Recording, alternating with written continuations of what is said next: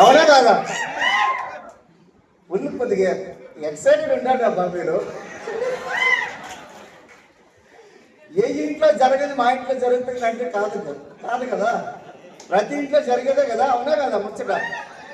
అర్థమైందా? సో నా 5వ నెలలో నా ఇన్కమ్ 20,177 రూపాయలు రావడం జరిగింది. సో 8వ నెలలో బిజినెస్ నుంచి 39,008 రూపాయలు ఇన్కమ్ అనేది రావడం జరిగింది. సో అప్పుడే నేను కార్ ఫండ్ అచీవ్ అయ్యాను. దాని నుంచి ఫస్ట్ బ్రీజా కార్ తీసుకొని రావడం జరిగింది. బాగుందా లేదా బ్రీజా కార్? నేను ఎందుకు ఫస్ట్ బ్రీజా కార్ అంటే, మా ఇన్స్పెక్టర్ వచ్చి మా స్టేషన్లో ఆయన స్విఫ్ట్ కార్ తీసుకొని వచ్చేటాడు. ఆయన చిన్న కారు, నాదేమో 12 లక్షల కారు. ఒకసారి ఆలోచించండి, ఇన్స్పెక్టర్ మండుతుందా లేదా? నేనేం చేశానంటే ఇన్సెట్ చేసుకుని వెళ్ళేటోడి పోలీస్ స్టేషన్కి. వాడు మండేది తీసేమనేటోడు. ఇది ఆ కార్ తీసేమనేటోడు బయటకు వచ్చి, దాసు ఆ కార్ పక్కన పెట్టు, నేను ఇన్స్పెక్టరా అని చెప్పి వాళ్ళు కన్ఫ్యూజ్ అవుతున్నారు చాలా మంది అనేటోడు. నాకంటూ 100 మంది కానిస్టేబుల్ ఉన్నారు ఆయనకి. నాతో ఒక్కడే కట్ట వీసా కార్ పక్కన దియ్యు, నీ ఇన్సెట్ దియ్యు. ఇదే కథ. ఊరి నాయన ఇదేందో కథ మంచిగా లేదని చెప్పి గట్టిగా సార్ అడిగిన 1,00,000 రూపాయలు ఎట్లాగా రావాలి సార్ అంటారని నేను అడిగిన. అబ్బాయిని అడిగితే నాకు తెలీదు, 1,00,000 రూపాయలు సంపాదించే సార్ ఉన్నానని చెప్పి సలీం సార్ పరిచయం చేసినాడు. అప్పుడు తయారైంది. అప్పుడు మండే అగ్నిగోళం మనకు పక్కన పెట్టుకొని కింద పెట్టుకొని ఉంటేట్టుంటే అట్లాంటి అగ్నిగోళం పరిచయం చేశారు శ్రీనివాస్ సార్. అప్పుడు పరిచయం చేసిన తర్వాత సార్ ఏమన్నా లేదు సార్ 1,00,000 రూపాయలు రావాలని నాకు కూడా తెలియదు, నేను 60-70 సంపాదిస్తున్నా, 1,00,000 రూపాయలు నాకు తెలీదు. 1,00,000 రూపాయలు సంపాదించాలంటే ఒక పెద్ద మహా కుంభమేళ జరుగుతుంది. అది హైదరాబాద్లో కాదు, మన గల్లీలో కాదు, ఢిల్లీలో జరుగుతుంది. అక్కడ రావాలి సార్ అనుకునంటే సార్ వచ్చేస్తా సార్ అని చెప్పిన.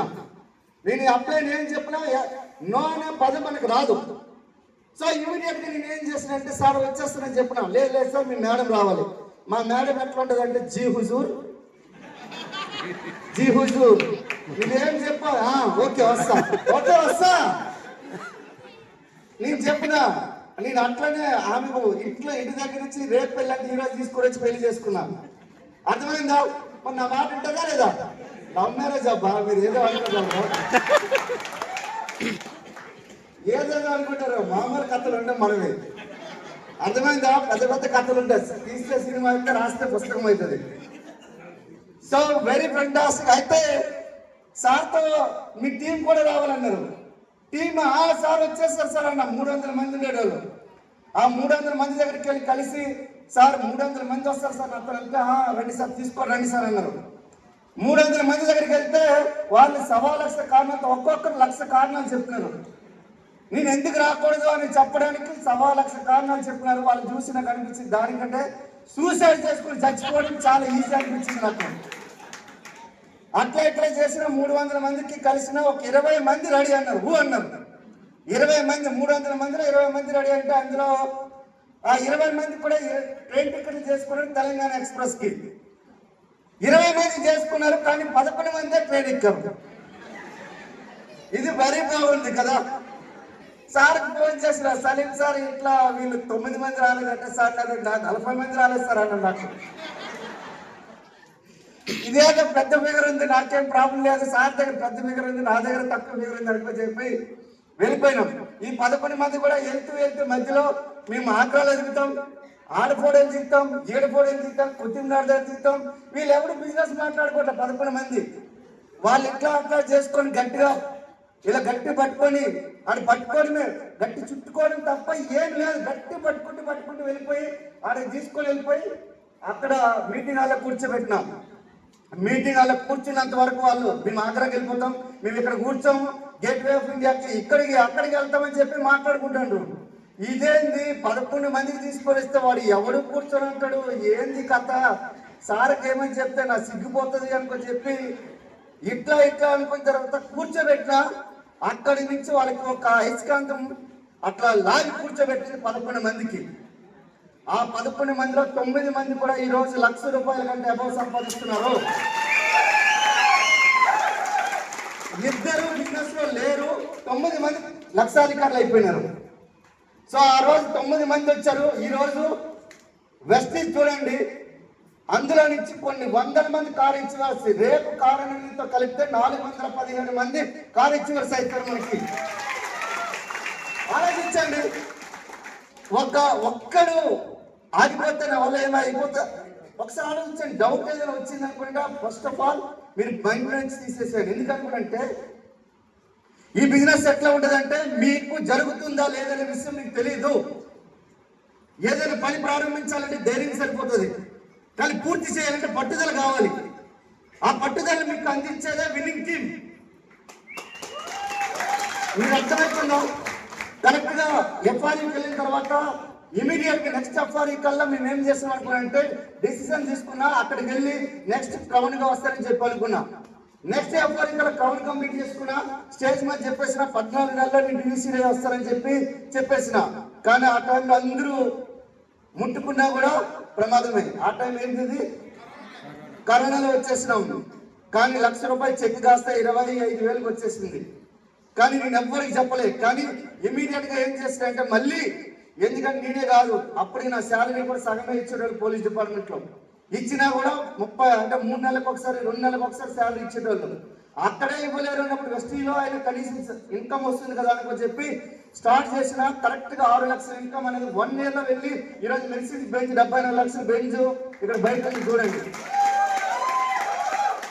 బెంజ్ మీకు 50 లక్షలనే చెప్పొచ్చు, ₹1,00,00,000 చెప్పొచ్చు. ఎందుకంటే ఎవ్రీ మంత్ సర్వీస్ ₹1,00,000 అవుతుంది దానికి. దాని బదులు ఒక 30 మంది మనుషులకి మేపొచ్చు. ఆ 30 మందికి ₹1,00,00,000 చెప్పిన తక్కువే దానికి. అర్థమైందా? 36 నెలల మెడిసిన్స్ బెంచ్ తీసుకున్న ఒక యాజ్ కానిస్టేబుల్ గా ఒకసారి ఆలోచించండి. మా కమిషనర్ కానీ మా డీసీపీ కానీ 80,000 మంది ఉంటారు. వాళ్ళ దగ్గర బెంచ్ కానీ BMW ఆడి కానీ ఏమీ లేదు, వాళ్ళ దగ్గర షిఫ్ట్లు ఉన్నాయి. నా దగ్గర మెడిసిన్స్ బెంచ్ ఉంది. బాగుందా లేదా? ఆలోచించండి. ఒక్కసారి మీరు నిర్ణయం తీసుకొని ఎఫ్ఆర్యూ కనుక రాగలిగితే మీ జీవిత మార్గానికి ఒక్కటే ఒకటి, జస్ట్ ఎఫ్ఆర్యూ మీరు అటెండ్ అయ్యారనుకుంటే మీ జీవితం మారుతుంది. ఎఫ్ఆర్యూకి మించిన ఫంక్షన్ అనేది ఏం లేదు. మహా కుంభమేళ, అక్కడ ఒక పెద్ద అగ్నిగుండం అది. అందులో మీకు ఎట్లాంటి రోగం ఉన్నా కూడా బయటికి వెళ్ళిపోతుంది. అంటే రోగం అంటే మానసిక రోగం. చాలా మంది ఏమంటారు, ఏదైనా పని చేయాలనుకుంటే చాలా మందికి బాగా ఫస్ట్ ఆఫ్ ఆల్ ఏమనుకుంటే నా వల్ల అవుతుంది, నా వల్ల కాదు, నేను ఆడపిల్లని, నేను మగాన్ని, లేకపోతే పొట్టని, పొడవని, రకరకాల సమస్యలు ఉంటాయి. అట్లాంటివన్నీ మీకు పోవాలనుకుంటే ఒకటే మందు ఏంటంటే that is a family reunion. అర్థమవుతుందా? ఈ రోజు వెస్టీజ్ లో 46 నెలల వెస్టీజ్ నుంచి 2.5 కోట్లు పెట్టి ఒక ఇల్లు కట్టించాను. 2022లో ఇల్లు కట్టిస్తే 2022లో ఇల్లు కట్టిస్తే ఈ రోజు దాని వర్త్ వచ్చేసరికి 4 కోట్లు అయింది. 4 కోట్ల రూపాయలు ఆలోచించండి. మనము వెస్టీజ్కి వచ్చి ధైర్యం గురించి రాలేదు, ఇల్లు కొన్నాం, బాగా కొన్నాం, జాబ్ లో వస్తాయి నాకు. కానీ నేను ఒక టైం పీరియడ్, మనీ పీరియడ్ నుంచి వచ్చిన ఈరోజు వెస్టీజ్ నుంచి 12 లక్షల రూపాయలు ఆదాయం సంపాదించాను with time period and money period. బాగుంటుందా లేదా? కావాలంటే ఒకసారి ఆలోచించండి. వెస్టీజ్ అనేది చాలా పెద్దది. ఈరోజు వెస్టీజ్లో 22 లక్షల మంది 2000 నుంచి 2 కోట్లు సంపాదించిన 22 లక్షల మంది ఉన్నారు. ఈ రోజు ప్రపంచంలో ఏ ఒక్క కంపెనీలో కూడా 22 లక్షల మంది సంపాదించిన వాళ్ళు ఏ ఒక్క కంపెనీలో లేరు. అర్థమవుతుందా? అందుకే ఇండియన్ డైరెక్ట్ సెల్లింగ్ కంపెనీలో కాదు, ప్రపంచ డైరెక్ట్ సెల్లింగ్ కంపెనీలో కూడా ఇట్లాంటి కంపెనీ ఒక్కటి కూడా లేదు.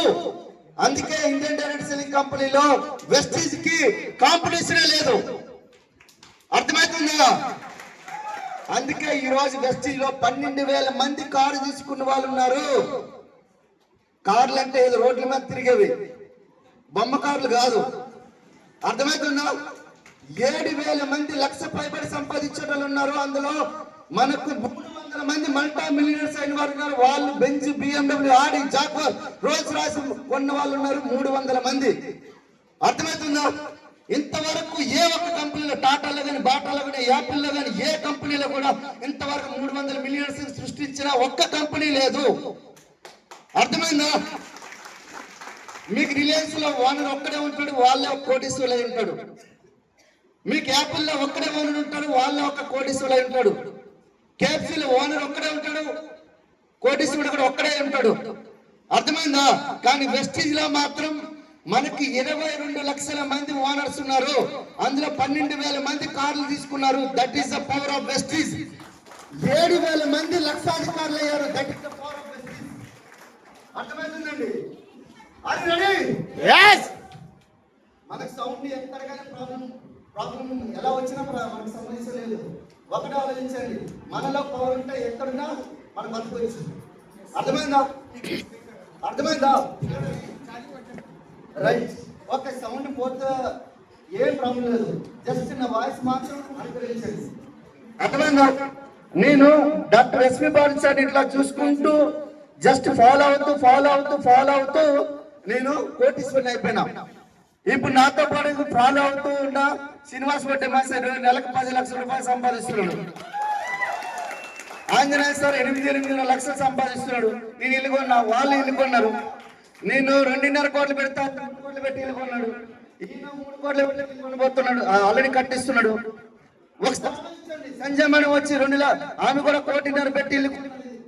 ఆమె కూడా 5.5 లక్షల రూపాయలు ఇన్కమ్. జస్ట్ ఫాలో అవుతూ ఈరోజు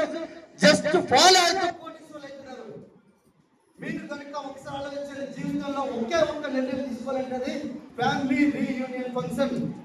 రెడీనా? రెడీనా? yes మీరు ఇమీడియట్ గా టికెట్ కంప్లీట్ చేయండి. ఒకవేళ మీకు సార్ ఒకవేళ మీటింగ్ వచ్చినాక నాకు కంప్లీట్ గా సాటిస్ఫై అనిపించలేదంటే మీకు టికెట్ రిటర్న్ ఇవ్వడానికి అక్కడ రెడీగా ఉంటాం. రెడీనా? కోటీశ్వరులు కావడానికి ఎంతమంది రెడీ ఉన్నారు? చేతులు లేపండి.